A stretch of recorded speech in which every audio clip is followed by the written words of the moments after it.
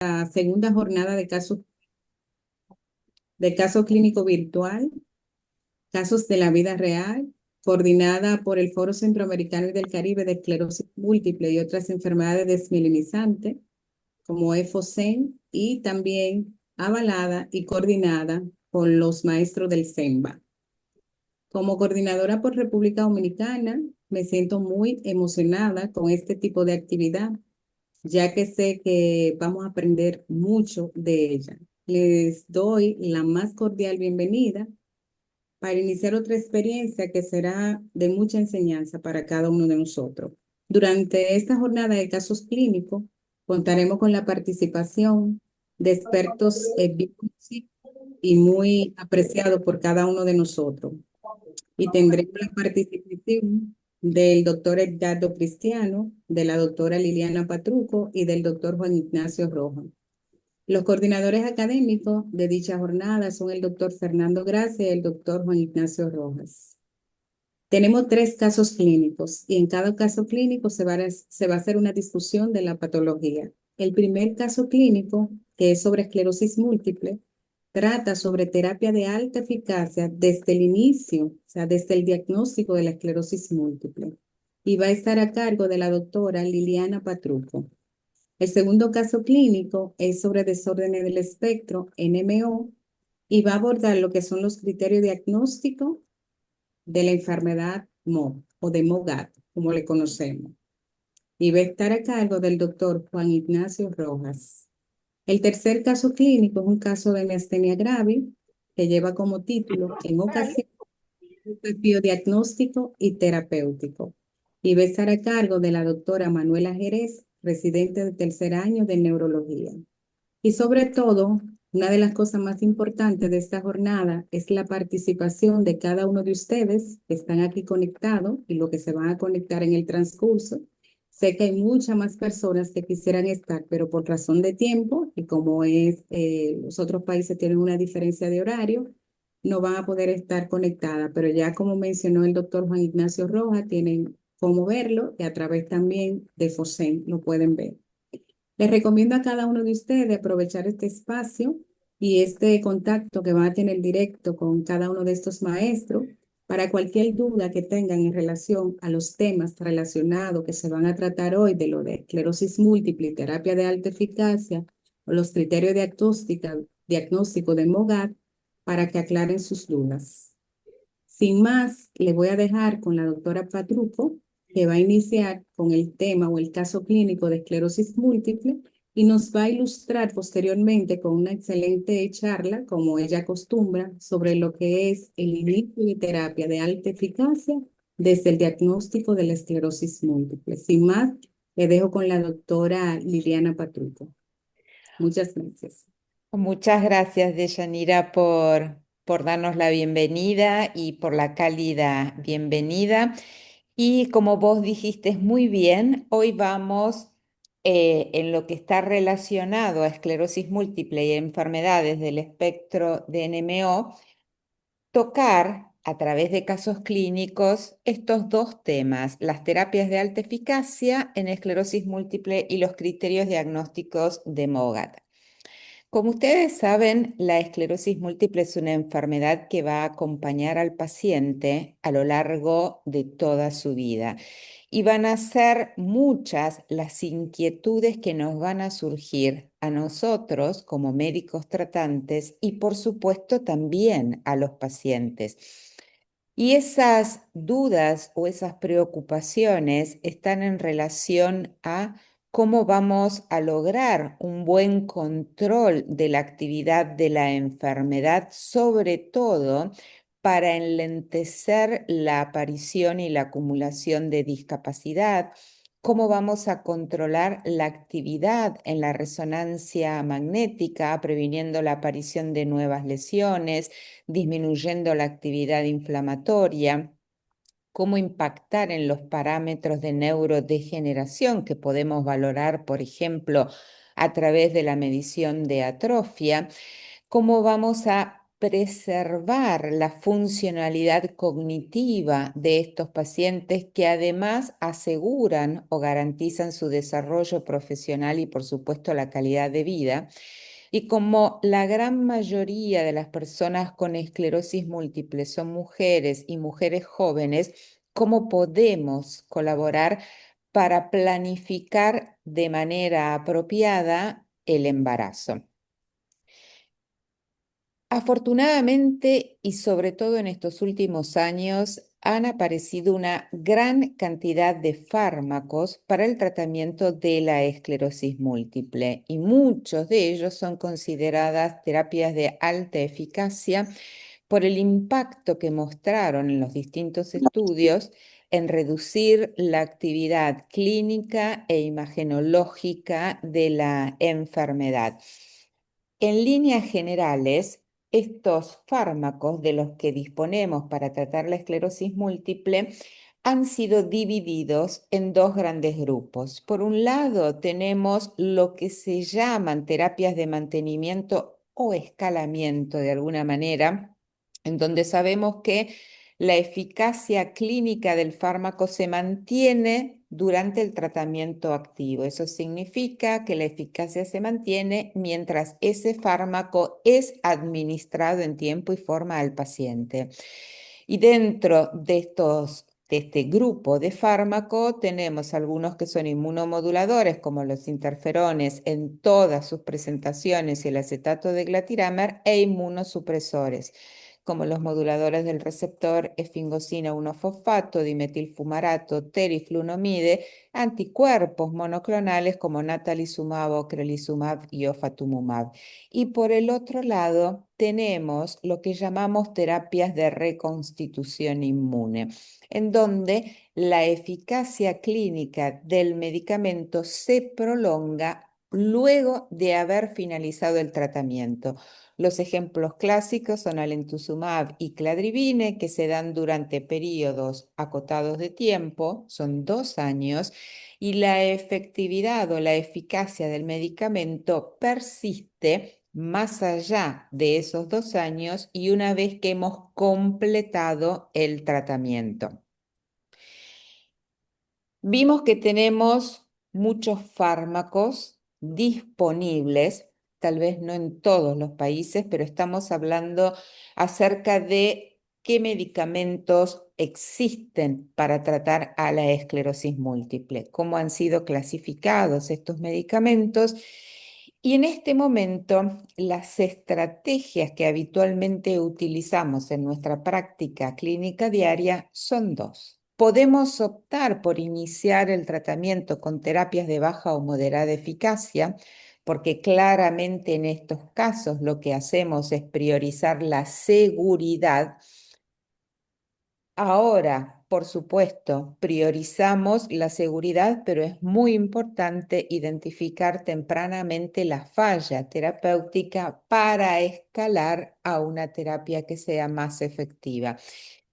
En estos casos, el potencial riesgo al que nosotros nos vamos a enfrentar es de perder esa mejor ventana de oportunidad terapéutica, que son los primeros 2 años de evolución de la enfermedad, aunque algunos consideran que esa ventana de oportunidad terapéutica es mucho más acotada y hablan de los 6 primeros meses de evolución de la enfermedad una vez hecho el diagnóstico. Las decisiones que se tomen en ese momento, si vamos a iniciar con baja o moderada eficacia, más allá que después cambiemos nuestro approach y pasemos a una terapia de más alta eficacia, no nos van a permitir recuperar el tiempo perdido o recuperar la eventualidad de discapacidad que acumuló el paciente en ese periodo de tiempo. Otra estrategia terapéutica es iniciar con terapias de alta eficacia, en donde claramente en este caso lo que hacemos es priorizar eficacia por encima de seguridad. ¿Y esto por qué? Porque cuanto más temprana sea la intervención y cuanto más agresiva sea esa intervención sobre el sistema inmune, podremos prevenir el daño irreversible y, por supuesto, la acumulación clínica de discapacidad. Esto generalmente se utiliza en pacientes que tienen factores pronósticos negativos. Después vamos a repasar cuáles son esos factores pronósticos negativos, pero por supuesto, priorizamos la eficacia en detrimento de la seguridad porque estos medicamentos están potencialmente asociados y potencialmente exponen al paciente al riesgo de efectos adversos que en algunos casos son serios. Las actuales recomendaciones dadas por ECTRIMS y por la EIN, lo que nos establecen es que para pacientes con esclerosis múltiple nosotros podemos elegir dentro de un amplio rango de drogas que están disponibles, que son todas aquellas que mencionamos hasta ahora. Desde algunas que tienen una efectividad más modesta hasta algunas que tienen una efectividad que es mucho más marcada, y la decisión de iniciar con una o con otra va a estar basado en algunos factores. Uno está dado por las características del paciente y las comorbilidades asociadas, porque ustedes saben que ciertas comorbilidades pueden limitar el uso de determinadas terapias por el grado de severidad o actividad de la enfermedad, por el perfil de seguridad de la droga y, por supuesto, por la accesibilidad que pueda tenerse a esa droga, lo cual es muy variable para todos los países y especialmente para los países de Latinoamérica. Como les dije antes, vamos a repasar esos factores pronósticos negativos. Algunos son demográficos, como por ejemplo el sexo masculino, la etnia no caucásica, iniciar con la enfermedad a edades más avanzadas, la presencia de comorbilidades, como ya dijimos anteriormente, no solamente porque limita el uso de determinados fármacos, sino porque claramente la presencia de comorbilidades no controladas tiene un impacto negativo en la evolución de la enfermedad. El tabaquismo, que claramente ha demostrado impactar negativamente en la progresión de la discapacidad. Hay factores que son clínicos, como por ejemplo aquellos fenotipos que son progresivos desde el inicio, pacientes con una alta frecuencia de recaídas, cuando el debut es infratentorial, es medular o es multifocal, cuando la recuperación después del primer evento no es completa y por lo tanto el paciente ya comienza a acumular discapacidad y por supuesto el deterioro cognitivo precoz que nos habla de un marcado proceso neurodegenerativo. Los factores imagenológicos son de mucha ayuda y dentro de ellos se han identificado, por supuesto, la alta carga lesional en T2 o FLAIR, la presencia de lesiones gadopositivas, la presencia de lesiones a nivel infratentorial o medular y la presencia ya en etapas precoces de la enfermedad de atrofia cerebral y sobre todo de atrofia de sustancia gris, ya sea neocortical o profunda, porque claramente se asocia a un mayor deterioro cognitivo. E incluso la atrofia medular, que claramente se relaciona con un peor pronóstico en cuanto a discapacidad motora. Y después algunos biomarcadores, en donde hay biomarcadores de imágenes y biomarcadores en líquido o serológicos.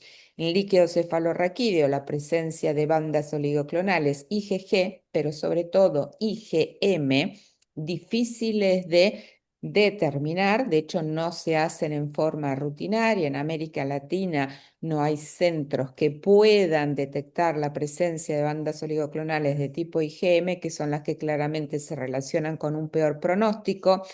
Niveles elevados de neurofilamento, ahora ya se hacen en suero, o el adelgazamiento de la capa de fibras nerviosas de la retina en tomografía de coherencia óptica, que ha mostrado una excelente correlación con el grado de atrofia cerebral también.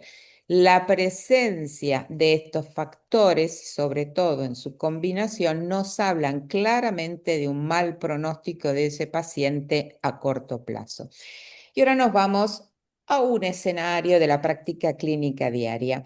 Y acá les presento a este varón que tiene 33 años, que tiene antecedentes de hipertensión arterial, de hipotiroidismo subclínico. En ambos casos él estaba recibiendo tratamiento, tanto por la hipertensión arterial como su hipotiroidismo subclínico, sobre todo por los antecedentes familiares, tabaquismo activo. Y él en julio, del 2019 presentó un episodio de trastornos de la marcha, disminución de fuerza muscular en mi cuerpo derecho y una marcada incoordinación a nivel de los miembros superiores. Encontrábamos en el examen neurológico en ese momento una paresia 4 en 5 braquiocrural derecha, con ataxia de miembro inferior derecho, hiperreflexia generalizada, ataxia de tronco con una tendencia a la lateralización hacia la derecha, una disdiadococinesia bilateral, todo lo cual hacía que su EDCS fuera de 3.5, de manera tal que podríamos hablar de un primer evento multifocal con una resonancia magnética, como la que ustedes pueden estar viendo acá. Estas son todas secuencias FLAIR, donde vemos la presencia de lesiones a nivel de hemisferio cerebeloso derecho, pedúnculo cerebeloso medio del lado derecho. Hay lesiones a nivel de protuberancia con la clara distribución a nivel excéntrica, lesiones a nivel de cerebelo nuevamente y múltiples lesiones a nivel periventricular que terminan siendo confluentes, muchas de ellas, lesiones que son yuxtacorticales, compromiso de la sustancia blanca subcortical. Tiene 23 años este paciente, y si miramos las secuencias contrastadas, vemos una marcada actividad inflamatoria, ¿no? Y de hecho están viendo todo tipo de realce de los que suelen describirse en esclerosis múltiple: realces en anillo cerrado, realces en anillo incompleto, un realce completo, pero mucha o marcada actividad inflamatoria e incluso presencia, como esto que les estoy señalando acá, de agujeros negros que nos hablan claramente de gliosis o pérdida irreversible del tejido. Entonces, la primera pregunta que les hago a ustedes para este paciente es, considerando lo que yo les había mostrado en cuanto a las dos opciones terapéuticas que podíamos iniciar en los pacientes con esclerosis múltiple, si para este caso en particular ustedes considerarían como primera opción escalamiento, priorizar la seguridad, y en la medida en que detectamos que ese tratamiento no está funcionando adecuadamente y el paciente presenta criterios de falla, escalar hasta llegar a una terapia más efectiva, o si vamos a priorizar la eficacia en detrimento de la seguridad, pudiendo exponer a ese paciente a eventuales efectos adversos asociados al fármaco. Y por lo que veo claramente en el chat, con 12 votaciones, no cabe la menor duda que en este paciente estamos eligiendo terapias de alta eficacia. Perfecto. Y les muestro ahora otro escenario. Acá tenemos una mujer joven también. Ella no tiene ningún antecedente personal ni familiar de relevancia, que en septiembre del 2022 hace un episodio de trastornos sensitivos en miembro superior e inferior izquierdos, que no compromete la fuerza muscular y que después de unos 15 días aproximadamente, el evento revierte en forma completa y sin haber recibido ningún tratamiento. Entonces, cuando la conocemos en octubre del 2022, no había mediado ningún tratamiento y en su examen neurológico lo único que teníamos era un Babinski bilateral con hiperreflexia generalizada, un EDSS de 1.0 y tuvo este primer evento de topografía medular. Y esta era la resonancia de ella. Acá en esta secuencia sagital de T2, donde vemos toda médula cervical e iniciamos a ver parte de médula dorsal, tenemos una lesión que está ubicada a nivel de C2 y después si miramos el cerebro nuevamente en la secuencia FLAR, no tengo ninguna lesión infratentorial a nivel de tronco encefálico y tampoco a nivel de los hemisferios cerebelosos. Tengo una clara lesión que es yuxtacortical, esta otra lesión que está ubicada en el brazo posterior de cápsula interna y que toca parte del tálamo, una lesión subcortical importante que sigue hasta acá con un discreto realce con contraste. Y en esta paciente les vuelvo a formular la misma pregunta. Considerando lo que yo les conté y en cuanto a los antecedentes y la presencia de un solo evento de la que la paciente se recupera en forma completa sin mediar ningún tipo de tratamiento, con las lesiones que vimos en su resonancia, ¿cuál sería el approach terapéutico para este caso? Priorizamos la seguridad nuevamente y eventualmente, y como vamos a estar monitoreando a la paciente, vamos a detectar rápidamente la falla y escalamos entonces, o vamos a priorizar la eficacia en detrimento de la seguridad y optamos por iniciar con alta eficacia.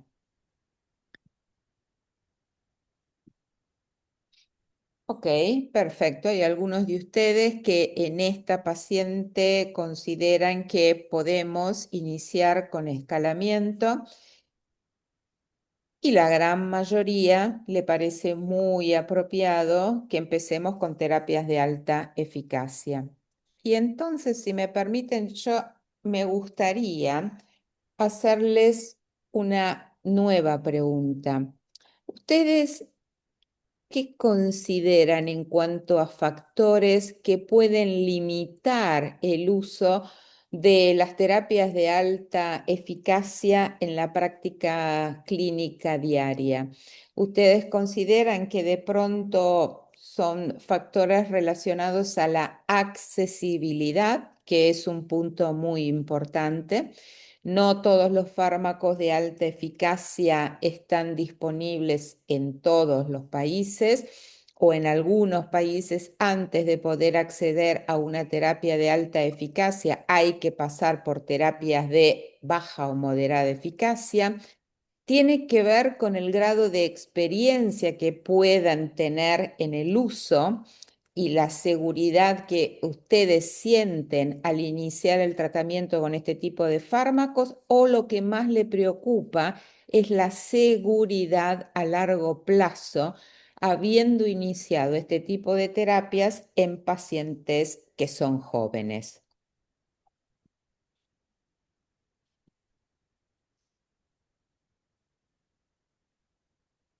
Y claramente,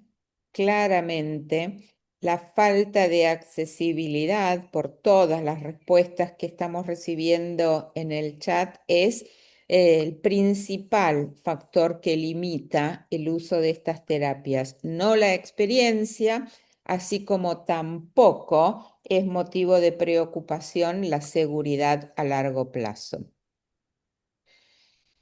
Liliana, te quería preguntar si Sí. dentro de los biomarcadores a la hora de individualizar el tratamiento, esto de que uno dice el paciente tiene biomarcadores de agresividad, la carga lesional en la resonancia, la actividad clínica, el EDSS, si incluís biomarcadores de seguridad para tomar tu decisión terapéutica. Es decir, así como pones las inmunoglobulinas dentro del líquido cefalorraquídeo como un biomarcador pronóstico de progresión de la enfermedad, si los pones como un biomarcador de seguridad para decidir utilizar o no un anti-CD20. Está claro que el índice de JC sí es un biomarcador de safety para el uso de natalizumab, pero específicamente por ahí para la toma de decisión de un anti-CD20 o Ujú. eventualmente si usas otro biomarcador de seguridad, porque hablamos mucho de biomarcadores de Sí. actividad de la enfermedad, pero muchas veces por ahí dejamos de lado el tema de biomarcadores de safety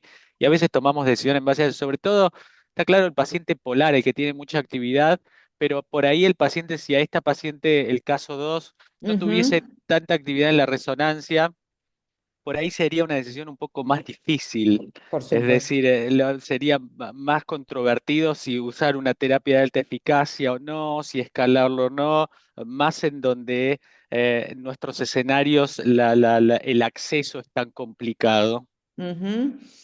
Sí, obviamente el principal biomarcador de seguridad que tenemos, sobre todo para decidir el uso de terapias de alta eficacia, tiene que ver con los anticuerpos JC para el caso de Sí, natalizumab. Nosotros sabemos los determinados niveles de anticuerpos para JC y sabemos que si está por arriba de 1,5 tenemos altas chances de que ese paciente pueda desarrollar el MP, sobre todo a partir del segundo año de haber instalado la terapia. Eso no significa o no invalida el uso, pero sí nos prende una señal de alerta en donde nos dice, ojo, piensen cómo salir de la terapia una vez que hemos llegado al segundo año porque el riesgo del paciente es elevado. Con el resto de los medicamentos, los principales riesgos van a ser las infecciones, por supuesto, o el eventual riesgo de cáncer o reactivación de ciertas infecciones que están latentes o la aparición de riesgo de autoinmunidad. Pero después, más adelante, les voy a contar cómo hacemos para mitigar todos esos riesgos. Por eso es que desde ese punto, en cuanto a ciertos marcadores de riesgo, como puede ser infección, cáncer, autoinmunidad, eso los podemos manejar perfectamente. Y salvo que el paciente esté cursando una infección activa, obviamente, o un cáncer y que está activo y que está bajo tratamiento oncológico, por el resto no hay ninguna contraindicación desde el punto de vista de seguridad para poder iniciarlas con ellas tampoco. está claro.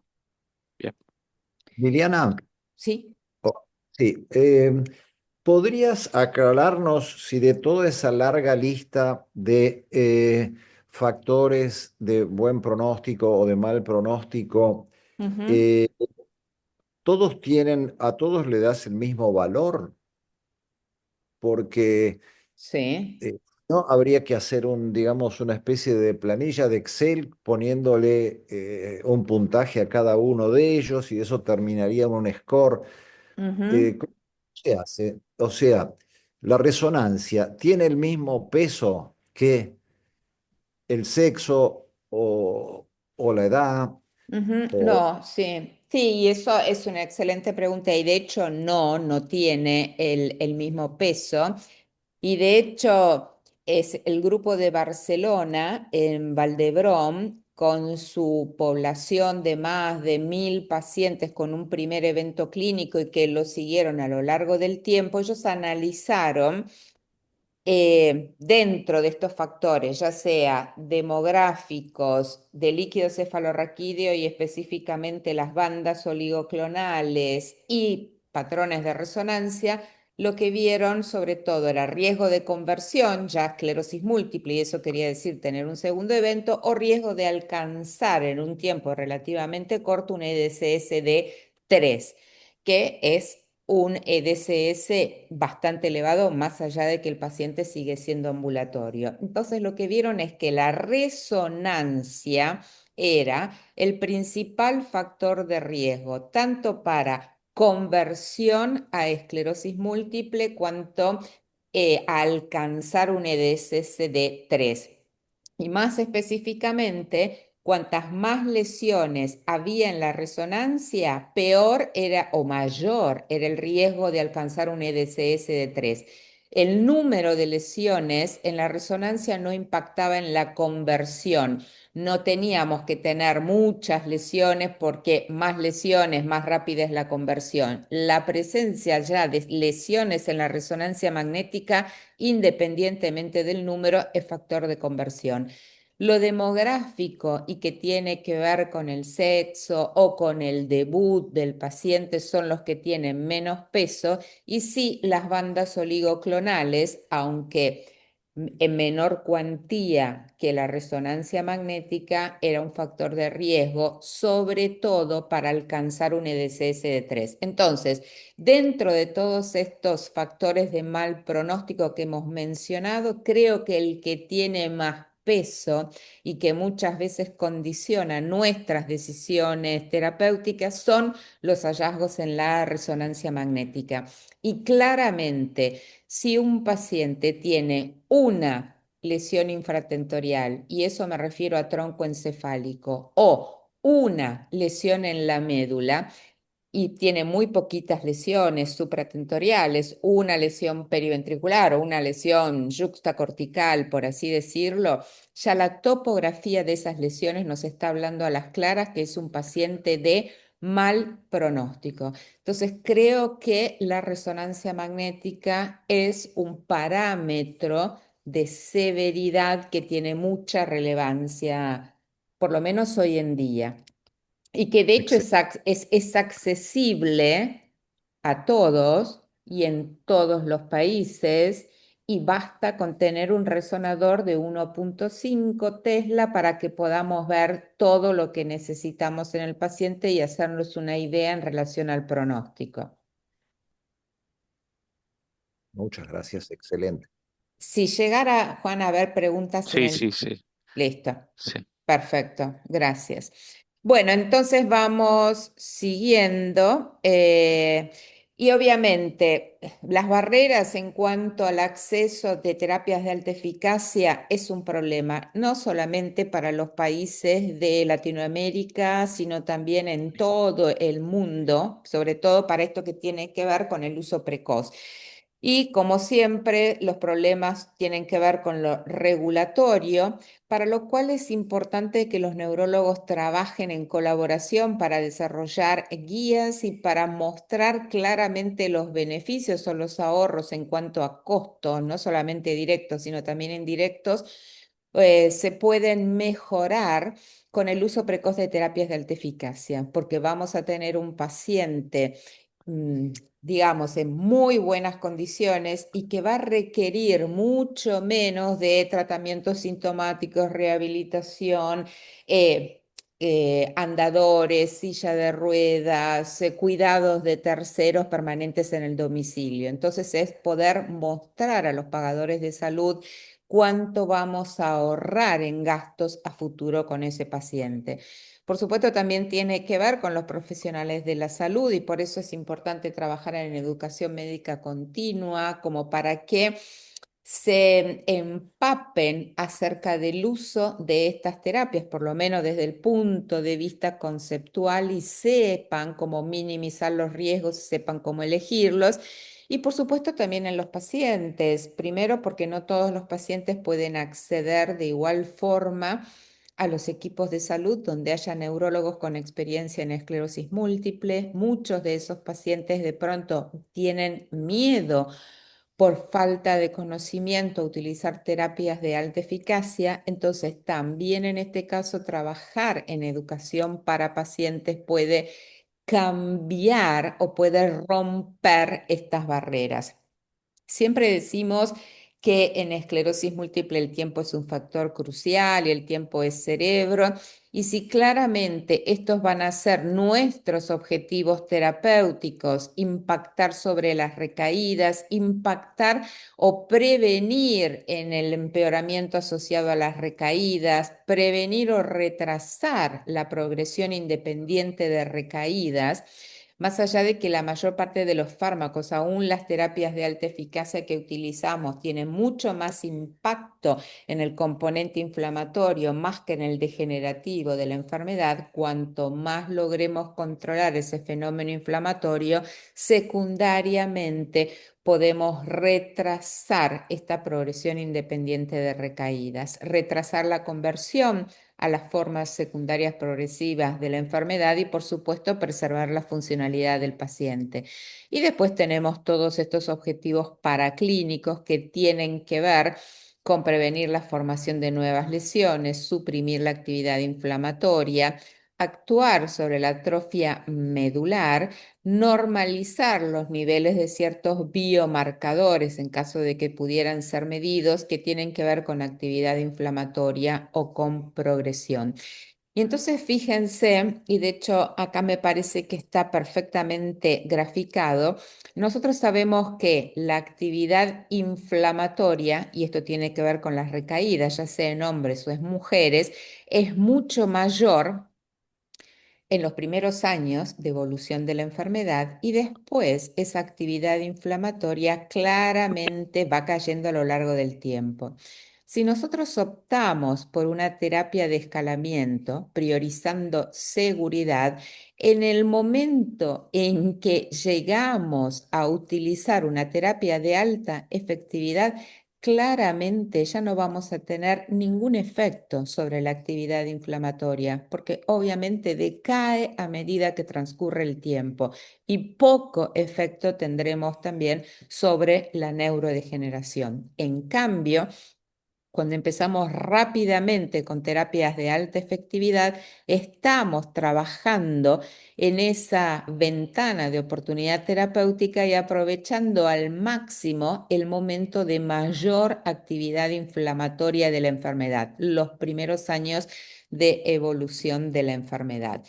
Además, sabemos que tenemos que actuar rápidamente porque este fenómeno de progresión independiente de recaídas es un fenómeno que es muy precoz y en este registro italiano de pacientes, muchos pacientes, más de 5.000, con un primer evento desmielinizante que lo siguieron prácticamente por 11 años más o menos 5, fíjense, y lo rojo estamos hablando de PIRA, la mayor acumulación de discapacidad de los pacientes y ya a partir del segundo año de evolución de la enfermedad es a expensas de la progresión independiente de recaídas.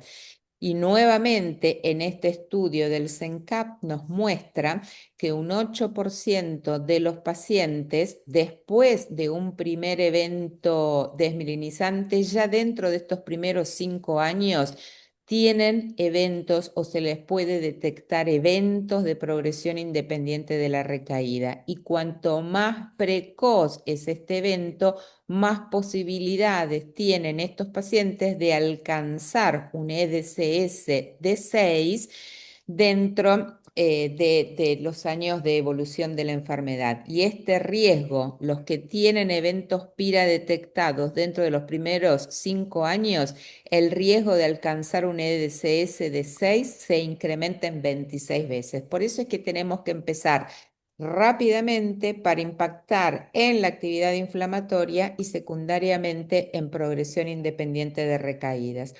Y fíjense, y esto es dos ejemplos, les traje únicamente de estudios de vida real, en donde no es lo mismo escalar que empezar con terapias de alta eficacia. Y esto es un estudio que se hace en 2 países, estos son los pacientes de Suiza, estos son los pacientes de Dinamarca, en donde por políticas de salud pública, porque estamos hablando de 2 países con muy buen nivel económico, buena accesibilidad a los servicios de salud y fármacos disponibles.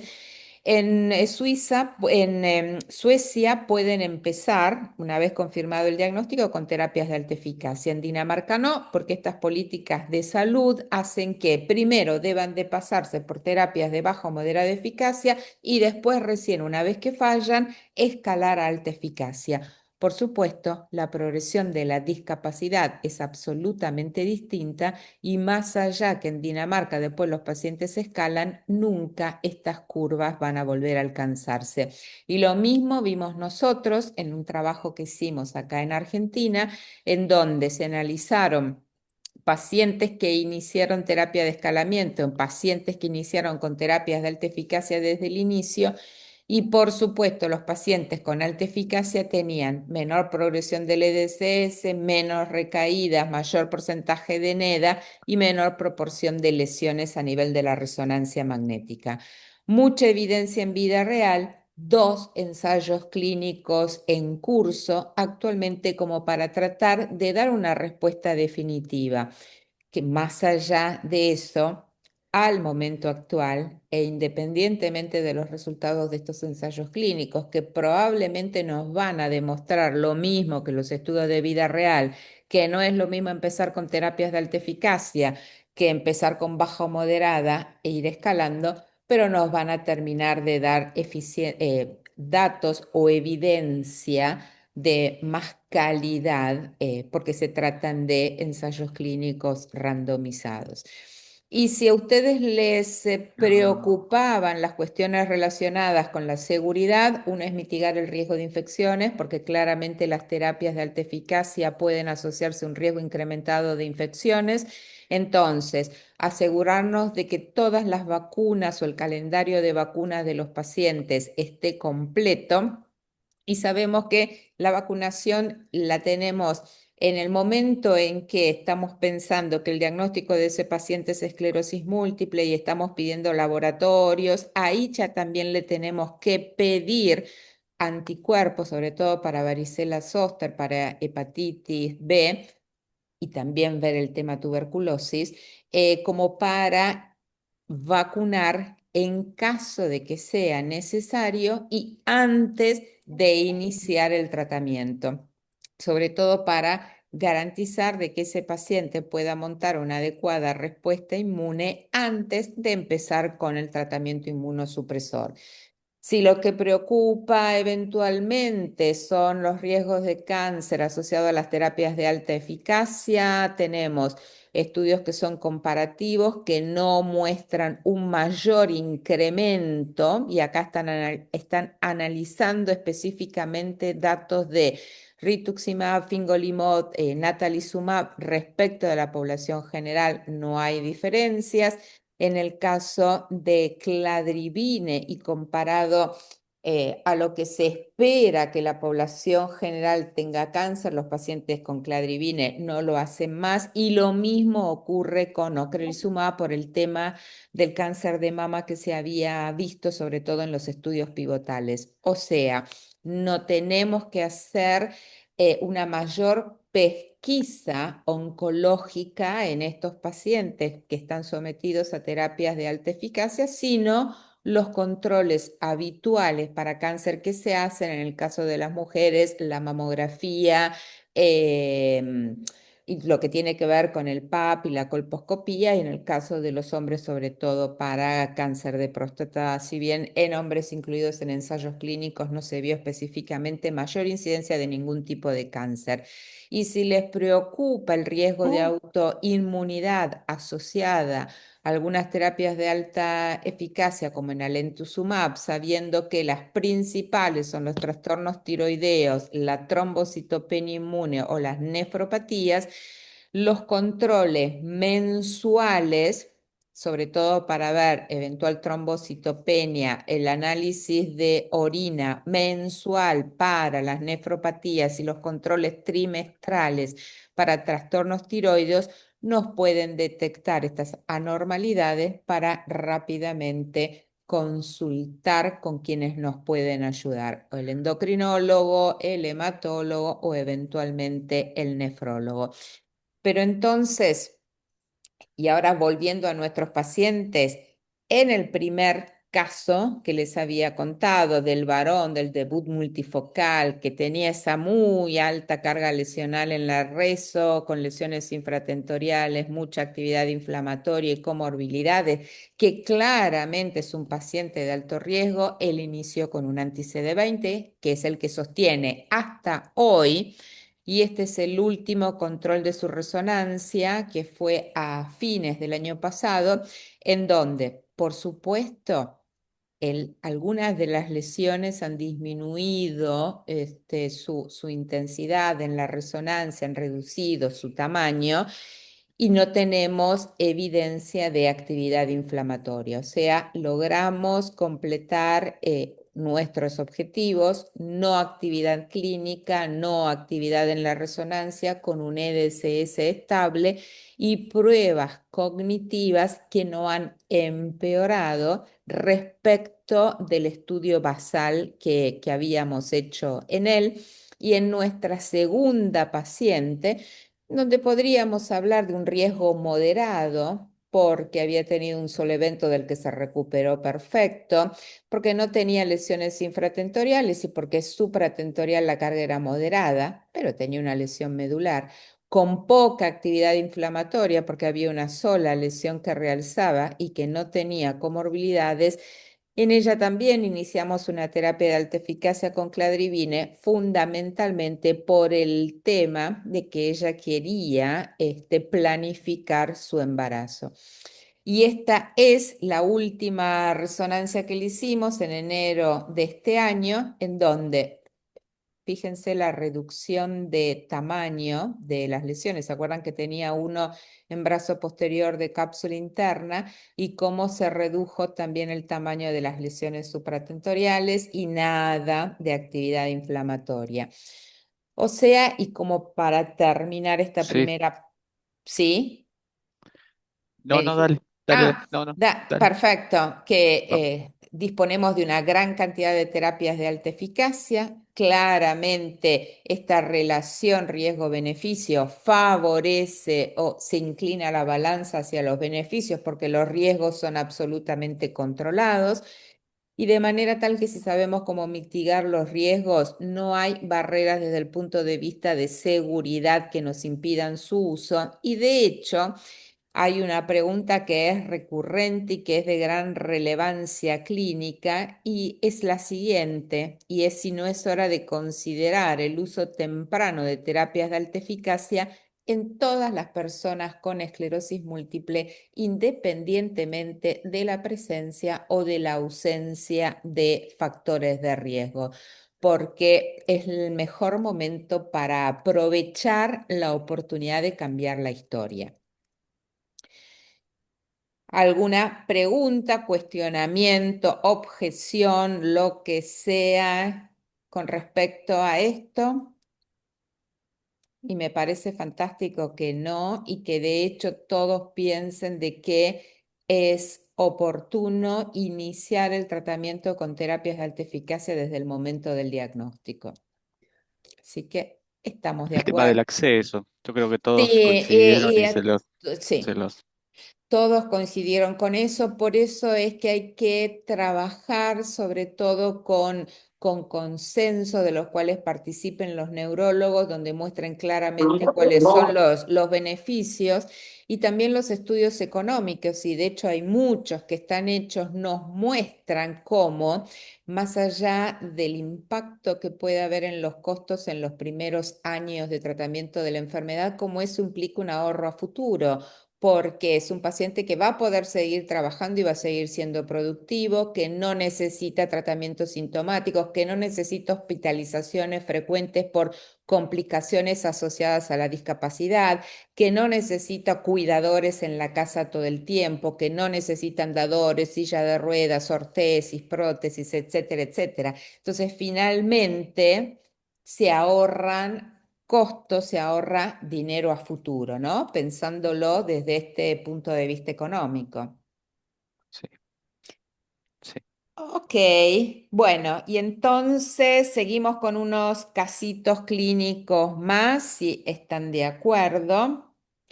Y acá les presento a esta mujer que tiene 28 años. No tiene ningún antecedente importante y ella en agosto del 2019 hace una disminución de la agudeza visual en ambos ojos. Desatura los colores, dolor moderado a la movilización ocular y esto tenía 4 días de evolución y cuando uno le examinaba tenía una agudeza visual 4 en 10 de ambos ojos con una papilitis bilateral y más allá de una hiperreflexia en 4 miembros, el resto del examen físico no mostraba ninguna alteración. ¿Ustedes consideran que esto que les estoy mostrando es una neuritis óptica típica de esclerosis múltiple? Ella tenía dolor a la movilización ocular, había tenido desaturación de los colores, disminución de la agudeza visual y papilitis en el fondo de ojo.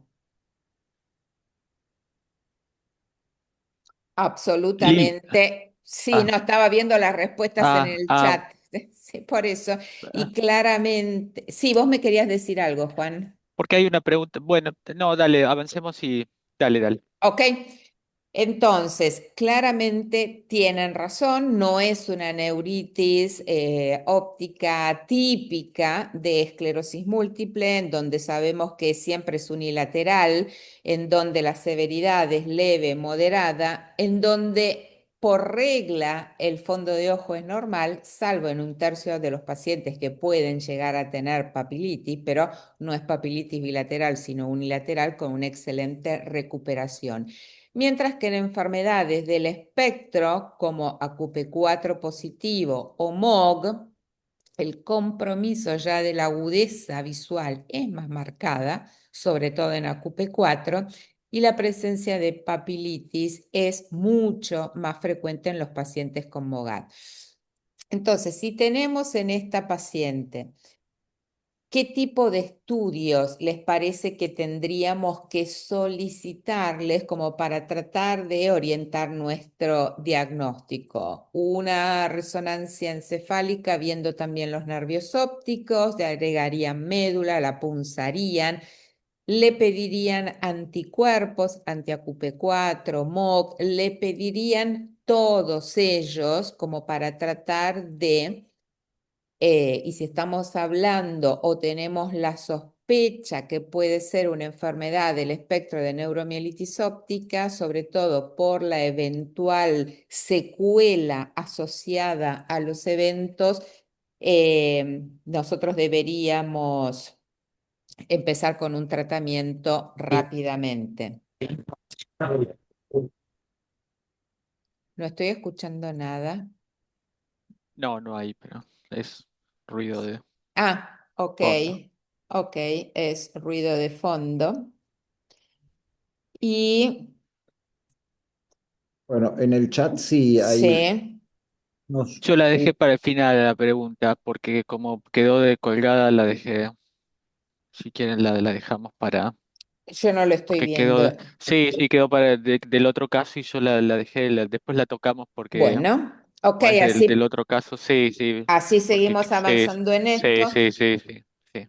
Bien, la gran mayoría pediría todos los estudios, de hecho si son disponibles estamos de acuerdo, les muestro lo que hicimos nosotros con esta paciente, pedimos una rezo de cerebro y acá les estoy mostrando las secuencias FLAIR, no mostraban absolutamente nada, pero fíjense, era una resonancia de cerebro obviamente y los nervios ópticos en donde en las secuencias con resonancia se ve claramente cómo tiñen con contraste ambos nervios ópticos e incluso hay como una pequeña extensión hacia el tejido periorbitario que es adyacente y tenemos la médula cervical, parte dorsal que no vemos absolutamente nada. Hicimos un laboratorio normal, líquido cefalorraquídeo con un patrón tipo 1 porque obviamente, más allá de que tengamos una alta sospecha, sobre todo por el hallazgo en la resonancia, tienen que descartarse siempre otras causas de neuritis óptica. infecciosas y también inflamatorias, más allá de las enfermedades del espectro de NMO, más allá de que ahora estemos hablando de esto. Y pedimos anticuerpos anti-MOG que fueron positivos por células transfectadas. Y acuérdense de esto, porque yo después lo voy a volver a tocar cuando hablemos de qué hicimos con nuestra paciente. Y de hecho, la idea ahora es hablar acerca de los criterios diagnósticos en MOGAD. Los criterios diagnósticos en MOGAD aparecen publicados en el 2023 y esto fue la culminación de hitos muy importantes en lo que es la evolución diagnóstica del espectro de neuromielitis óptica, que incluye por un lado los pacientes AQP4 positivos, los pacientes que son MOG positivos y que hoy sabemos que son dos entidades absolutamente diferentes que tienen marcadores biológicos que son diferentes y que los tratamientos, más allá de lo que es el manejo agudo de la recaída, también son absolutamente diferentes. Y si bien esta es una proteína que representa un extremadamente bajo porcentaje del total de proteínas que conforman la mielina, como tiene esta posición que es tan extrínseco, que está tan en la superficie de la mielina, la hace muy accesible a los anticuerpos. Y estos son los criterios diagnósticos propuestos por este panel de expertos y que nos dicen que tenemos que tener sí o sí tres cosas.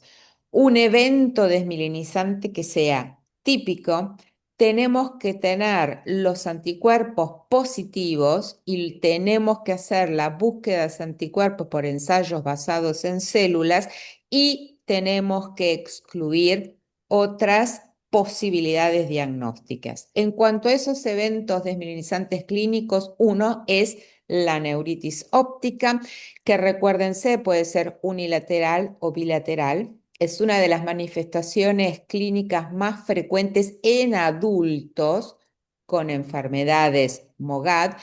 La severidad es moderada o severa, típico el hallazgo de papilitis en el fondo de ojo, pero con una muy buena recuperación, porque un porcentaje muy bajito de los casos, entre un 10 y un 20, les puede quedar un déficit visual remanente. El otro evento característico es la mielitis, muy común de ver también en adultos con enfermedad por MOG, con severidad variable a moderada. Obviamente los trastornos o las manifestaciones clínicas van a ser sensitivas, motoras y esfinterianas. La topografía característica es cervical, dorsal, pueden ser largas o pueden ser cortas y tiene una especial predilección por la zona del cono. Los espasmos tónicos dolorosos y el dolor neuropático, que es extremadamente frecuente en las mielitis por AQP4, acá son extremadamente infrecuentes. La otra manifestación clínica core, y que es la más común en pacientes pediátricos que debutan con esta enfermedad, es el ADEM, que básicamente se caracteriza por encefalopatía, ¿sí? Esto sí o sí debe estar presente y después tienen síntomas neurológicos que van a ser polifocales, que generalmente es monofásico, en algunos casos puede recurrir de igual forma o en forma de neuritis óptica. Y después las menos frecuentes de ver son los déficits cerebrales mono o polifocales, que en realidad este es un término más radiológico que clínico. Por eso es que algunos también los llaman como ADEM sin encefalopatía, porque tienen déficit polifocales, pero no está la encefalopatía que es típica del ADEM, o también algunos los llaman formas limitadas de ADEM. Los déficits de tronco cerebelo que habitualmente aparecen en el contexto a las 6:30. aparecen en el contexto del debut en forma de ADEM, Y a diferencia también de lo que ocurre con los pacientes que son AQP4 positivos, síndrome de área postrema es extremadamente raro o infrecuente. Y lo que es la encefalitis cortical, en donde tenemos un cuadro encefalítico con esta lesión que es típica, que involucra la corteza con un realce de tipo paquimeningio o lineal, que suele verse también en pacientes pediátricos. Estas son las 6 manifestaciones clínicas más comunes de presentación, si bien se están revisando nuevamente estos criterios para hacer una nueva actualización y a incorporar algunas otras manifestaciones clínicas como pueden ser ciertas meningitis asépticas. El segundo punto que sí o sí tenemos que tener son los anticuerpos.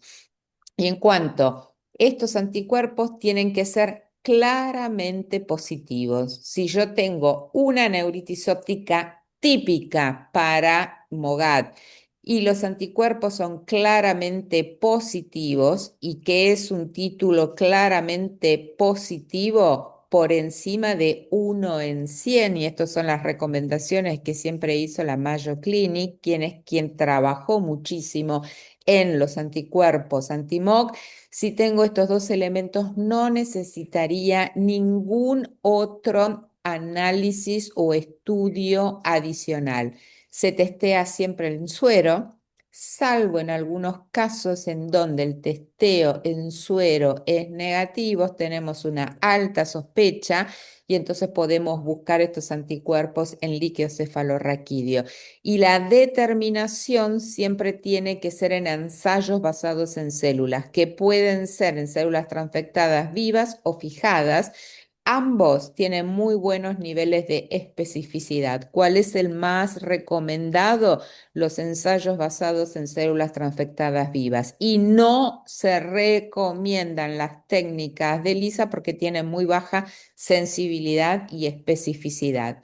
¿A quiénes debemos testear? A todas aquellas personas que tengan manifestaciones clínicas típicas de MOGAD, y recuérdense, esto no tiene sentido testear a cualquier paciente, porque de hecho existe la posibilidad de falsos negativos. De hecho, en las esclerosis múltiples hasta un 28% de los pacientes pueden tener anticuerpos presentes, y entonces en realidad eso puede confundir el diagnóstico. O sea, testean cuando la clínica es altamente sugestiva, y cuando testearlos en el momento en que el paciente consulta por el síntoma y antes de que iniciemos la inmunoterapia. Y eso tiene que ver con el tratamiento corticoideo, la plasmaféresis, la inmunoabsorción, y ni que hablar si empezamos con un eventual tratamiento inmunosupresor. Si el paciente llegó, se le dio el tratamiento corticoideo o la plasmaféresis, lo que recomiendan los expertos es que debiéramos esperar por lo menos unos 3 meses y repetirlos, porque los resultados, si no, pueden estar influenciados por el tratamiento recibido. Entonces, acuérdense, si queremos tener mucha especificidad, son los ensayos basados en células, en suero, en el momento de la presentación de los síntomas y antes de que haya recibido los corticoides, en pacientes que tengan clínica sugestiva de. No se recomienda un screening en forma rutinaria, sobre todo por la posibilidad de los falsos positivos. Ahora, en el caso de positivos bajos, que no sé, en el reporte que nos dan nos dicen que los resultados son positivos, pero no nos especifican los títulos. Siempre es importante tener un resultado cualitativo, positivo o negativo, o cuantitativo. ¿Cuánto es el título de anticuerpos que tiene? O si en suero es negativo, pero en el líquido es positivo, se van a requerir pruebas adicionales, que tenga QP4 negativo y que tenga alguna característica clínica de resonancia magnética, y dentro de las de resonancia magnética tenemos que tenga las lesiones típicas a nivel del nervio óptico, con el realce de los nervios ópticos, con la papilitis, con la extensión del contraste al tejido periorbitario. En el caso de que sea una mielitis, que sea longitudinalmente extensa, habitualmente son centrales, con especial afectación de la sustancia gris, que nos da esto que es el signo de la H o la afectación del cono medular. En algunos pacientes pueden tener lesiones cortas también. En caso de que la manifestación sea a nivel de tronco, tengan síndromes cerebrales, las lesiones tipo ADEM, con compromiso de los tálamos, compromiso del tronco encefálico, o en el caso de la presentación con afectación cortical asociado a crisis, que es lo que se llama flames. Tenemos que tener hallazgos en la resonancia magnética que sean típicos y, por supuesto, descartar otras entidades, sobre todo si el déficit neurológico progresa, porque de hecho eso no es típico en espectro de AQP4, no es típico en MOGAD, donde tenemos un evento agudo que se instala a lo largo de días. Tampoco si el déficit se instala en minutos u horas, porque eso nos hace pensar más bien en una patología de stroke. Ojo si no mejora, y sobre todo en el caso de los MOGAD, con el tratamiento a altas dosis. Por supuesto, si en la resonancia magnética tenemos lesiones que son ovoideas de menos de 3 milímetros, que se ubican a nivel en la interfase calloso-septal, o tengan mucho cuidado si las lesiones que vemos en el paciente toman contraste. No quiere decir eso que en MOGAD no pueda haber lesiones que realcen con el contraste, pero ese contraste persiste por más de 6 meses porque es muy alta la posibilidad de que pueda tratarse de un tumor, y de hecho hemos tenido pacientes así. Si volvemos a nuestra paciente, ella había tenido este compromiso bilateral. Nosotros hicimos los anticuerpos y no me informaron los títulos. Entonces, como tengo anticuerpos positivos sin títulos informados para asegurar el diagnóstico, en ella teníamos que tener los anticuerpos AQP4 negativos y los hallazgos típicos en la resonancia magnética. De esta manera, no cabe duda de que nuestra paciente claramente tenga un MOGAD, y después vemos cómo la trataremos, pero no lo vamos a hablar ahora. Y rápidamente les cuento esta última paciente, que es una señora de 45 años que vive en Paraguay, que es hipertensa, y que ella en septiembre del 21 hizo un episodio de disminución de fuerza muscular en ambos miembros inferiores, que si bien no le impedía deambular, lo hacía con dificultad, trastornos sensitivos con un nivel de 2 y un episodio de retención urinaria. Y ella en abril de ese mismo año había recibido la segunda dosis de Covaxin, que es una vacuna a virus inactivados contra el COVID-19. De manera tal que en septiembre del 21 hace un síndrome medular, hallazgos obviamente en el examen neurológico de síndrome medular, y teníamos una lesión extensa que lo vemos en estos cortes sagitales, que tomaba desde los últimos segmentos cervicales prácticamente toda dorsal. La vemos acá en este otro sagital T2 y en STIR, con especial afectación de la sustancia gris, que esto es lo que conocemos con el nombre de signo de la H. Con lo cual, obviamente, en esta mielitis longitudinalmente extensa, si le pedimos anticuerpos, ¿hay algo de lo que yo les conté? No tanto en la clínica, porque en la clínica es la de una mielitis transversa, pero sí en los hallazgos, sobre todo de las imágenes, que me inclinarían, si es que tengo la opción solamente de pedir uno, a pedir AQP4, MOG, o podemos pedir ambos. Ambos Perfecto, pedimos ambos. Hay algunos que se inclinan por anti-MOG y de hecho, sobre todo la presencia del signo de la H es muy sugestiva de MOG. En el caso de nuestra paciente, los estudios fueron enviados al laboratorio de la Mayo Clinic y se le hicieron los dos.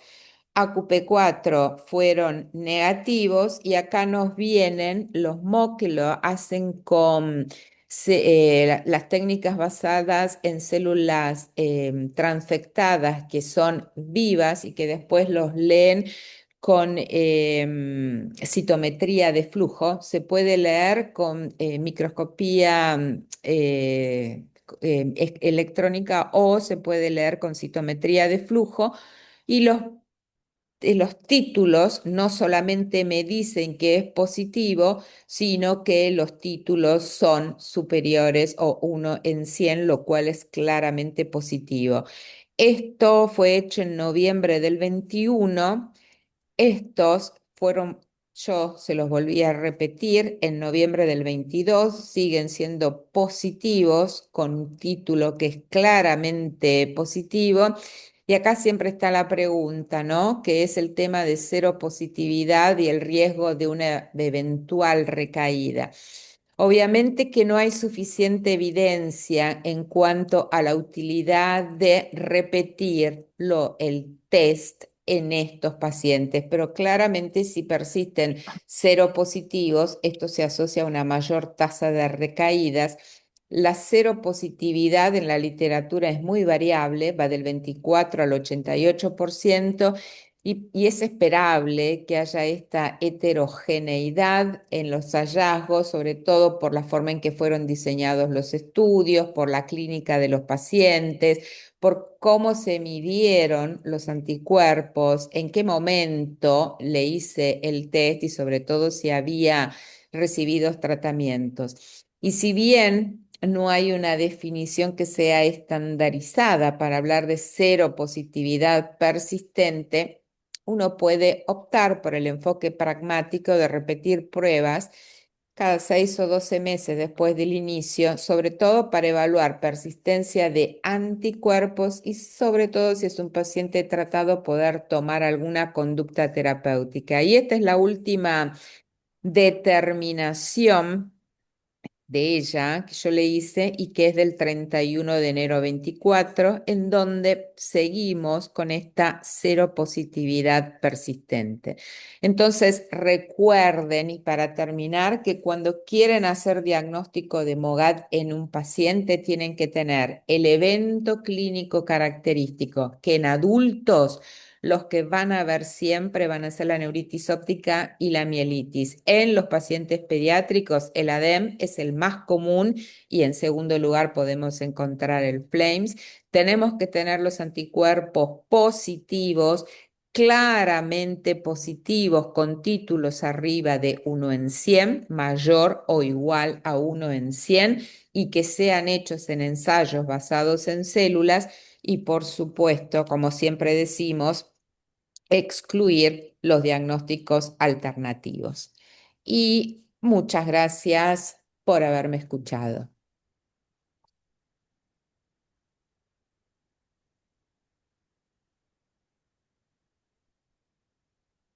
Bueno, ¿dudas, preguntas?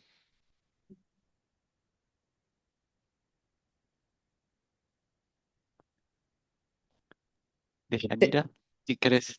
Tengan Al- una sola cosa para reforzar.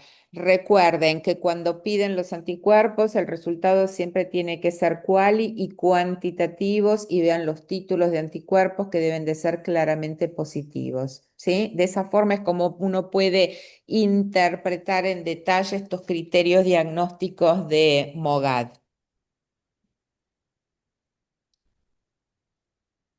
No, gracias. Felicitar a la doctora por su excelente disertación. Y hay una pregunta, yo creo, doctor Rojas, que quedó del Sí, primer tema tenés razón, y creo que Yanira. porque todo ha sido bien esclarecido. Continuamos. Tiene que ver con si considerás desde el inicio, antes de iniciar cualquier terapia, tendría que formar parte del protocolo, evaluar el riesgo que tiene un sujeto de desarrollar el MP. Es decir, Sí. cuando lo evalúes Ujú. para iniciar una terapia, evaluar justamente eso, el riesgo que tiene ese paciente de desarrollar el MP, independientemente de si vas a usar Natalizumab o no. natalizumab. Sí, Sí, tal no, cual. no, de hecho no es una recomendación. Con la única terapia con la cual sí lo tenemos que tener es con natalizumab, porque eso nos va a determinar durante cuánto tiempo le puedo dar el tratamiento al paciente. Con el resto de los fármacos prácticamente no hay riesgo para desarrollar el MP, excepto aquellos pacientes que vienen de natalizumab y pasan a otras terapias justamente por los títulos de anticuerpos, y entonces es el famoso carryover. Traen el riesgo del otro tratamiento, pero si no, no. Si van a empezar con terapias de alta eficacia, cualquiera que no sea natalizumab, no hace falta que le pidan los anticuerpos. Ujú. Excelente. Muy bien. Bueno, genial, genial, Pasamos ahora al caso de miastenia. excelente. ¿Quiere que lo discutamos? Sí, el Decir Y la caso de ahí, mi presentación. Ah, Perdón. doctor perdón, Emanuel. de Yanira, ahí va. Está habilitado para poder compartir la ah, pantalla el doctor, así que eso. si quiere ya puede acceder a compartir pantalla.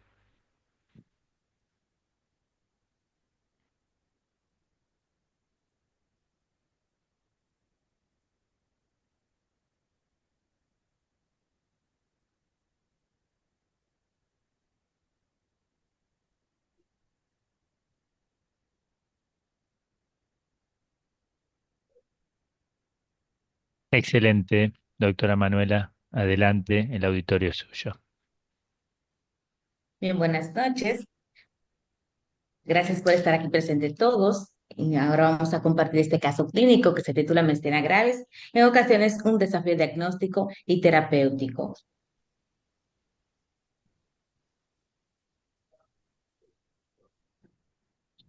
No tengo conflicto de intereses. El siguiente caso contó con el consentimiento informado del paciente.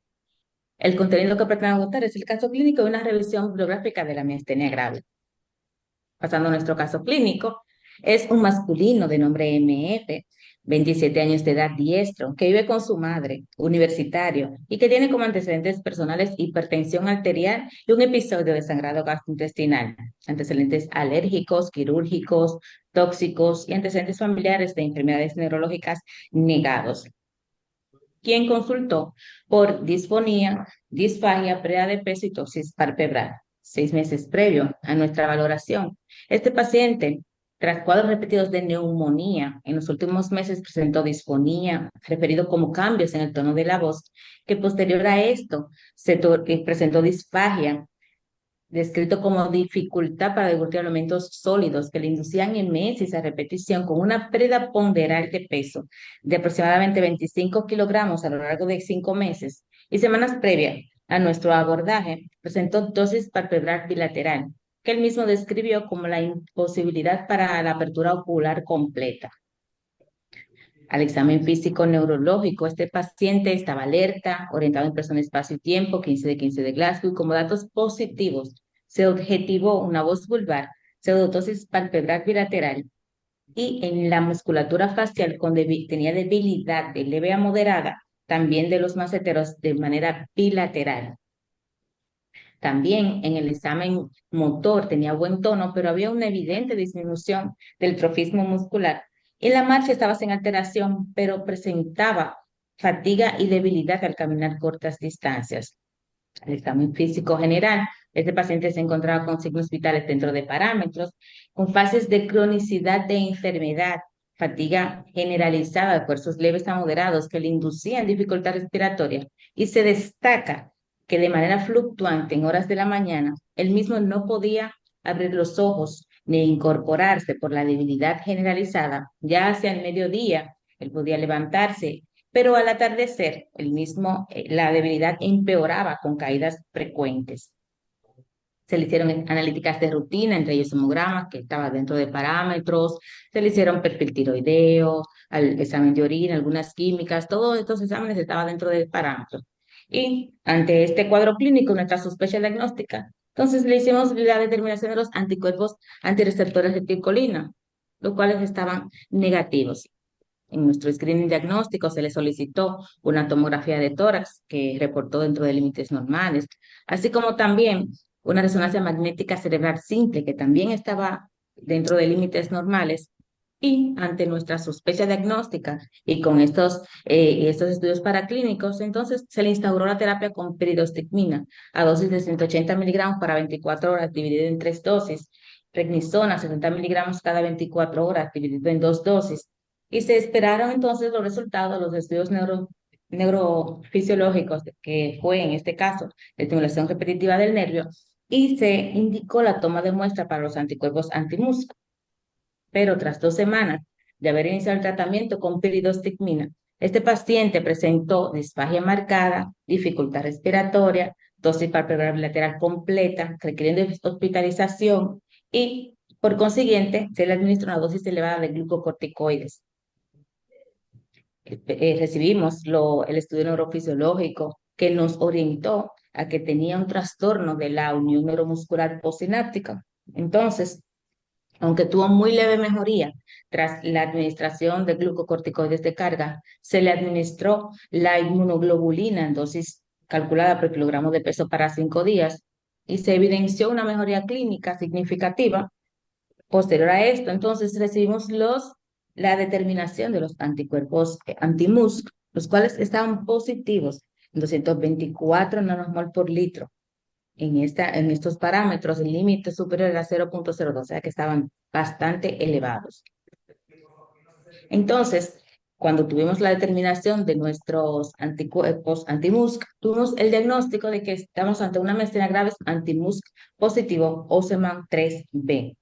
Este paciente, tras culminar el esquema de inmunoglobulina, con importante mejoría clínica, se otorgó el alta hospitalaria con prednisona a dosis de 20 miligramos cada 24 horas y azathioprina en dosis de 50 miligramos cada 24 horas para titular dosis.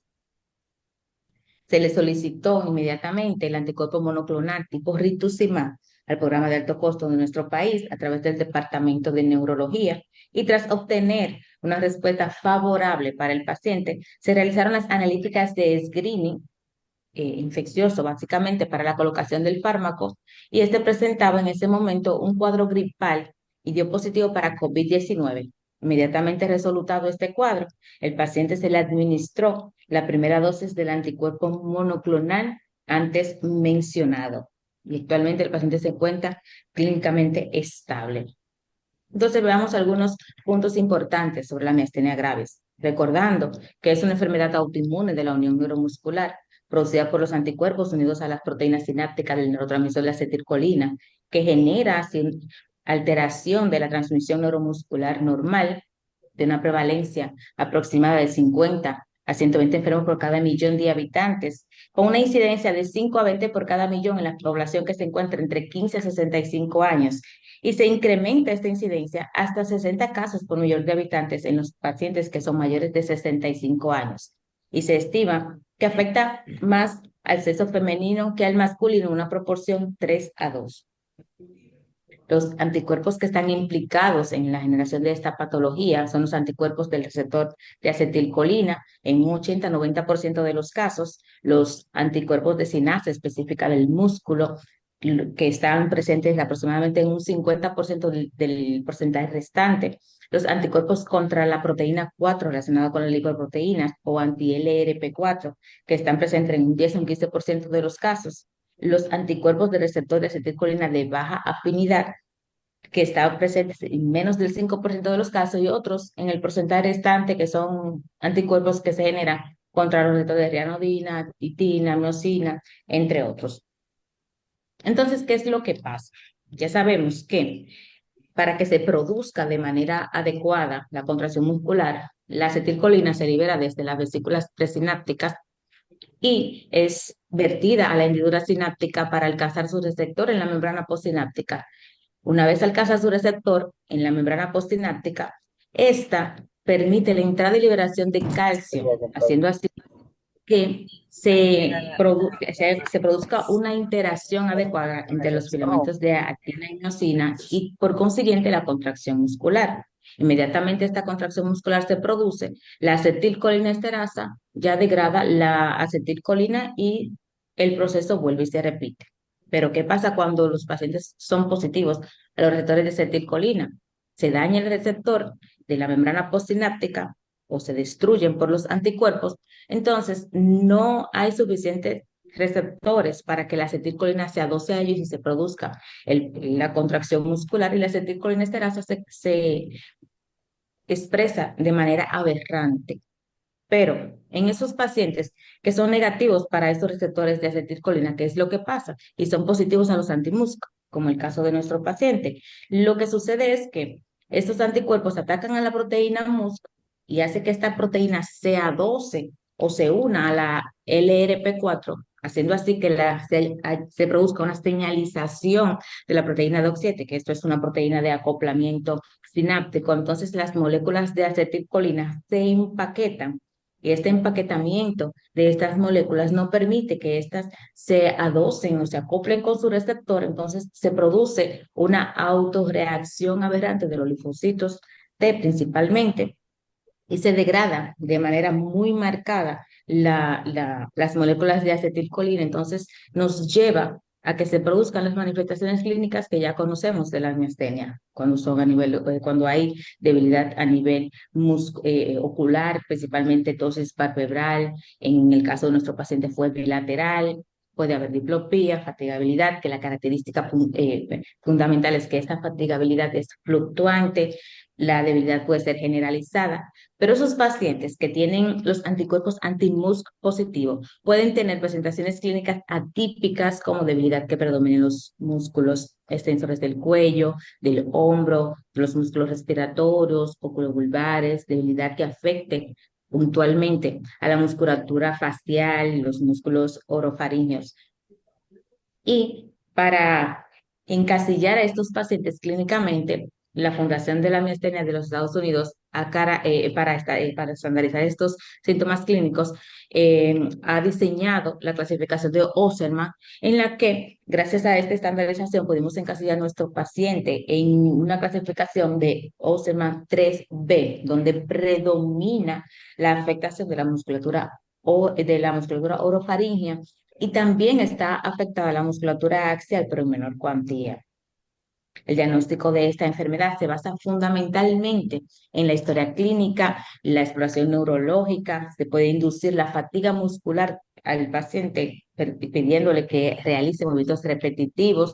Entonces, una vez inducida esta fatiga, podemos hacer la prueba de hielo con una bolsa de hielo que tiene una sensibilidad de aproximadamente un 80% y una especificidad de mayor al 79%. Entonces, al mejorar esa fatiga que fue inducida, entonces nos presentamos ante esta sospecha diagnóstica aún más, y la determinación de anticuerpos, los estudios neurofisiológicos nos van a servir de apoyo, y el protocolo nos dice que es mandatorio hacer una tomografía de tórax con o sin contraste en busca de un timón. Pero entonces, puntualmente, para seguir los pasos del protocolo, inmediatamente tenemos la sospecha clínica y el examen físico, que podemos hacer la prueba de fatigabilidad y la prueba con la bolsa de hielo. Mandamos a hacer los anticuerpos ante el receptor de acetilcolina, principalmente estos, porque representan, como vimos anteriormente, el 80% de los casos. Si este está positivo, pues perfecto, estamos ante una miastenia. Pero si está negativo, el siguiente paso sería hacer la determinación de los anticuerpos anti-MuSK, y junto con esto también los anti-LRP4, que son los que le siguen el porcentaje de frecuencia. Y si están positivos, entonces confirmamos el diagnóstico de miastenia. Pero si están negativos, el protocolo nos insta a que debemos de seguir con los estudios neurofisiológicos, la estimulación repetitiva del nervio, que nos va a decir puntualmente si estamos o no ante un trastorno de la unión neuromuscular. Entonces, también nos puede confirmar el diagnóstico, pero si esta no es positivo en este momento por la medicación o porque no se indujo, no tuvo la sensibilidad adecuada, entonces el siguiente estudio neurofisiológico que se podría hacer es la electromiografía de fibra única, que esta sí, si está positiva, pues inmediatamente confirma el diagnóstico porque tiene una especificidad mayor al 95% para esta patología, pero si está negativa, definitivamente no estamos ante una miastenia grave, entonces debemos de buscar otros diagnósticos. Dentro de los diagnósticos diferenciales, el principal en este caso, cuando son las miastenias graves anti-MuSK positivos, es el síndrome miasténico de Lambert-Eaton y le siguen en orden de frecuencia las demás enfermedades que pueden producir afectación de la unión neuromuscular, tanto agudas como crónicas, y el tratamiento va encaminado puntualmente a disminuir la expresión de la acetilcolina esterasa para que haya más moléculas de acetilcolina disponibles para los receptores que están viables y el corticoides, en este caso la prednisona es la que es recomendada para así suprimir el sistema inmunológico y aquellos medicamentos que son útiles y han demostrado eficacia para disminuir los efectos adversos que se acarrean con el uso crónico de esteroides, entonces son la atropina, el micofenidato de mofetilo, entre otros, que igual son los recomendados tanto por la FDA y los diferentes organismos y el protocolo nos dice que todos estos pacientes se benefician de tiroidectomía, tengan o no tengan timoma, esto ha demostrado eficacia tanto clínica y a largo plazo de la enfermedad. La FDA ha aprobado los anticuerpos monoclonales como el rituximab, eculizumab, ravulizumab y el efgartigimod con las dosis que ahí están recomendadas porque han demostrado eficacia puntualmente en la miastenia graves. También la inmunoglobulina y el recambio plasmático han evidenciado una mejoría de estos pacientes, pero puntualmente la terapia con la que contamos para aquellos pacientes que tienen la miastenia graves antimus positivos son los corticoides, el rituximab y la plasmaféresis. La piridostigmina podría ser un tratamiento no tan eficaz e inclusive puede acarrear con efectos adversos no deseados, como en el caso de nuestro paciente, entonces inclusive puede desencadenar crisis miasténica y en estos casos no es recomendable utilizarla y vemos la fisiopatología, que es lo que sucede puntualmente con los antimusc. El uso de rituximab suele producir una mejoría drástica de la miastenia gravis antimusc y se ha recomendado inclusive por la FDA, que es una terapia de primera que se puede hacer de manera temprana o precoz en estos pacientes que tienen la miastenia gravis antimusc. Y la inmunoglobulina puntualmente es menos eficaz que el recambio plasmático, pero igual ambas terapias han demostrado ser beneficiosas para estos pacientes y ya para mantenimiento, puntualmente los ahorradores de esteroides como la sateopina, el diclofenimalato de mupetilo, entre otros, han demostrado ser buenas terapias. El pronóstico de estos pacientes, gracias a que actualmente contamos con los métodos diagnósticos y las terapias eficaces, la mortalidad es inferior a un 5%. Y aquellos pacientes que generalmente no responden al tratamiento inicial, que representan aproximadamente el 15%, son justamente esos pacientes que tienen positivos los anticuerpos anti-MuSK y en su mayoría son pacientes jóvenes. Algunos de estos pacientes pueden desarrollar una debilidad fija que no responden a la inmunomodulación y muchas veces las exacerbaciones con crisis miasténica de enfermedad se producen en las primeras etapas. Pueden desencadenarse por estrés muy intenso, por infecciones, por medicamentos, entre otros. En conclusión, la miastenia gravis antimusca tiene una presentación atípica, pero es orientativa de la enfermedad. El seguimiento del protocolo diagnóstico es lo que nos va a ayudar al abordaje oportuno de estos pacientes. Y aunque la prevalencia global es relativamente baja, tenemos la disponibilidad de terapias eficaces, por lo que todo neurólogo debe conocer esta patología, que son algunas de las bibliográficas consultadas. Muchas gracias. Excelente presentación, Muy bueno. excelente. Muy buena revisión, muy, Ujú. muy práctica. Sí, sí.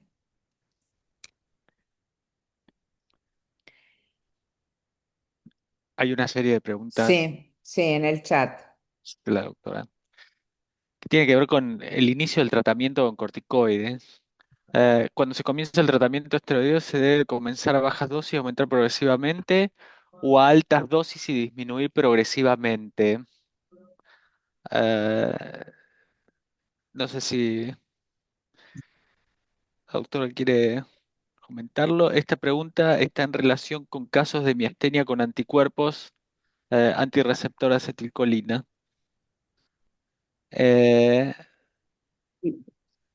No sé si puedo sí, claro, de esa manera, si opinar. no le damos, sí, lo hacemos Bueno, yo entre. creo que lo ideal es iniciar con dosis baja e ir aumentando conforme el paciente Ujú, vaya tolerando, porque a veces cuando se inicia con dosis muy alta, los pacientes pueden empeorar sí, los síntomas inicialmente. Sí. Incluso con esa sí. dosis baja lo puedes llegar a controlar. Está controlado y con eso tenés una buena respuesta y con eso podés llegar a mantener una Ujú, buena respuesta terapéutica y con eso lo vas sosteniendo. O sea, no hace falta después eh, aumentar y tener dosis mucho más alta. Es decir, por eso es exacto. que lo vas titulando de alguna manera al paciente. Eso es algo que desde el consultorio y la respuesta que vas teniendo en cada paciente es algo que vas viendo. A Ujú, diferencia de por ahí lo que haces no sé, en una recaída en donde sí tenés una dosis alta y después vas bajando, acá te claro. vas manejando de otra manera. Y hay otra pregunta más y dice, ¿con cuál dosis convendría comenzar? Ya quedó claro que es dosis bajas y seguimos aumentando. ¿Con qué dosis bajas? ¿Uno arrancaría con 10 miligramos, con 20 miligramos y después va subiendo? ¿O cuál es el esquema que utilizan ustedes?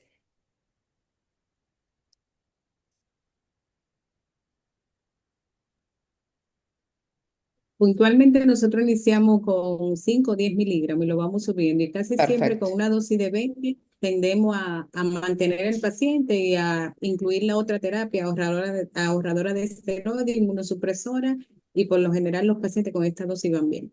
perfecto, exactamente. Sí, coincido que la dosis por ahí,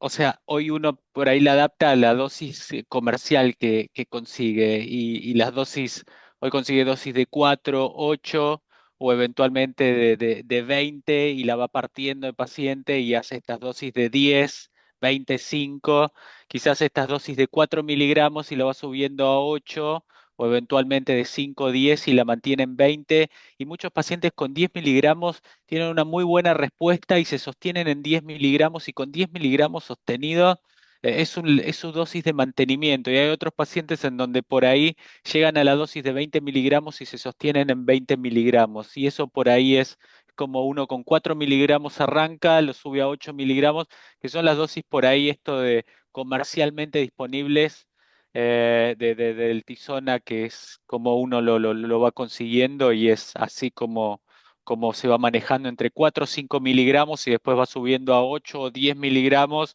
y después se maneja en esto de sostenerlo en 10 o eventualmente en 20 miligramos y esas son las dosis de mantenimiento.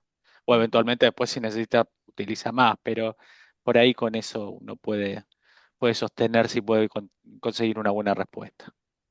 Interesante el algoritmo que muestra la doctora también, en donde muestra el peso que tienen los anticuerpos en la toma de decisiones y conductas y cómo se va relegando en cierta forma el electromiograma, porque se recurre al electromiograma después de que los anticuerpos anticolinesterasa fueron negativos, que los antimux son negativos, entonces recién ahí pasas a buscar algún hallazgo en el electromiograma, ¿no? Cuando hace muchos años atrás uno lo primero que hacía era el electromiograma, eventualmente la fibra única si tenía acceso mientras esperaba los anticuerpos, pero claramente el valor de los anticuerpos sobrepasa lo paraclínico del electromiograma, ¿no? Que además es tremendamente operador dependiente.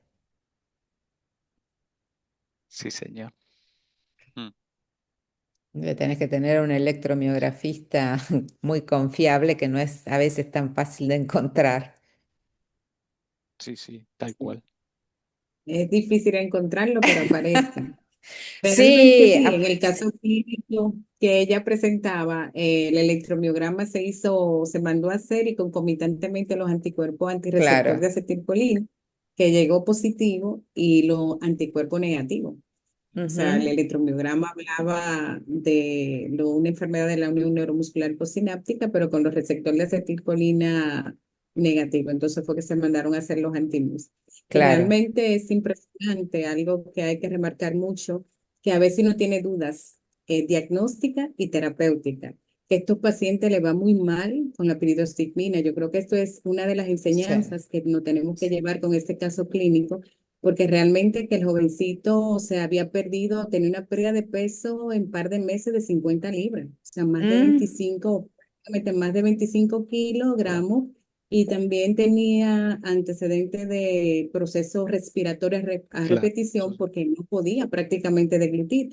Y tú dices, claro, pero me salen los anticuerpos negativos, no me responde al tratamiento, qué es lo que está pasando, como que tú te cuestionas, ¿estoy en la correcta, en el diagnóstico correcto o es que hay otra patología asociada? Esas son de las enseñanzas que no tenemos que llevar a casa de este caso clínico. Eso es muy interesante, el tema de sí. los eventos respiratorios recurrentes y el desafío ahí de pensarlo. Ujú. Muy interesante eso. Bueno, nada, queremos saber si tienen alguna pregunta. Tuvimos una audiencia que de verdad que Sí, felicidades. Realmente sí. sobrepasamos, pero por mucho. Yo muy contenta porque sé que aprendieron mucho, todo lo que se conectaron y estuvieron pendientes, porque ustedes son realmente maestros y comparten ese conocimiento de una manera extraordinaria. A veces uno lo tiene y no sabe cómo darlo, pero ustedes lo tienen y saben cómo compartirlo. Entonces yo le agradezco grandemente, doctora, al doctor Rojas, al doctor Edgardo Cristiano, a todo el equipo FOSEN, a nuestro querido Guillermo también que estuvo ahí con nosotros compartiendo y aportando, a nuestra apreciada Manuela Jerez, que se dispuso y estuvo en compartir este caso clínico para enseñanza de cada uno y sobre todo a cada uno lo que llegando cansado a su casa y aún de trayecto del trabajo a la casa, se conectaron este día. Entonces, nada, nos vemos en la próxima jornada de caso clínico. Para mí, realmente, muchas gracias a todos y fue todo un éxito. Gracias. Felicitaciones, Deyanira. Excelente. Gracias a todos, eh. Felicitaciones a Muchísimas todos, muy buenas gracias. noches y muchas gracias a Vera por todo lo que hace siempre. Gracias, a ver, sí, Buenas sí. Mucho, noches. Eva. Muchas gracias a todos. Hasta la próxima. Un Excelente abrazo a todos. ponencia. A la Gracias a próxima. todos, Por la buenas noches. invitación.